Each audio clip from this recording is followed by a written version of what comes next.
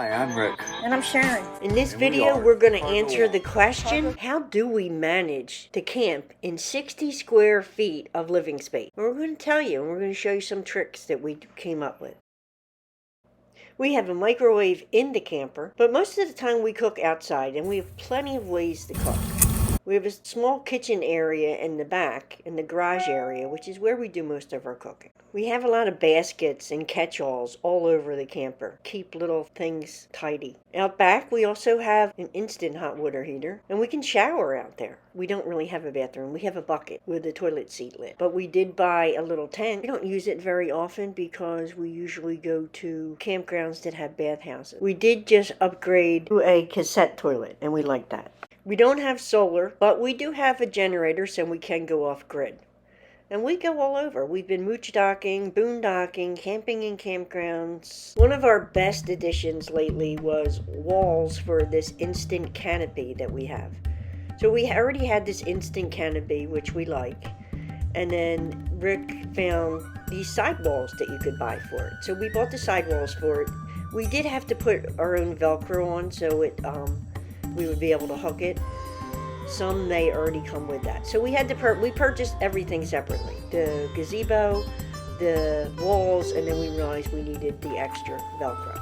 So that's us putting it together on there now. But this was a wonderful addition. This creates a whole room. You know, you can put the walls up to keep yourself warm, put a little heater in there. If it's cool, if it's too hot, I guess you could put a little fan in there. But we really enjoyed that a lot, and it just added, it's like adding a whole room. So usually that's like our living room. That's where we're hanging out in the daytime. We usually have a table under there, and if it's too hot and it's not breezy enough, of course we won't put the walls up. But this wound up being an excellent addition, and I really liked it when we had the walls, because there was a sense of privacy.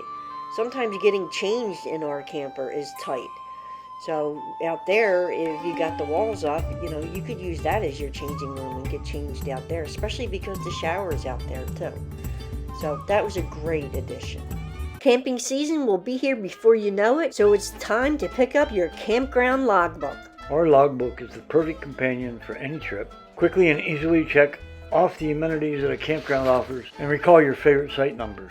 There is room to track 50 campgrounds. In addition, you'll find plenty of blank space for your thoughts, sketches, and photos from your travels. So if you want to capture the memories of your adventures and keep them close at hand, pick up a campground logbook today.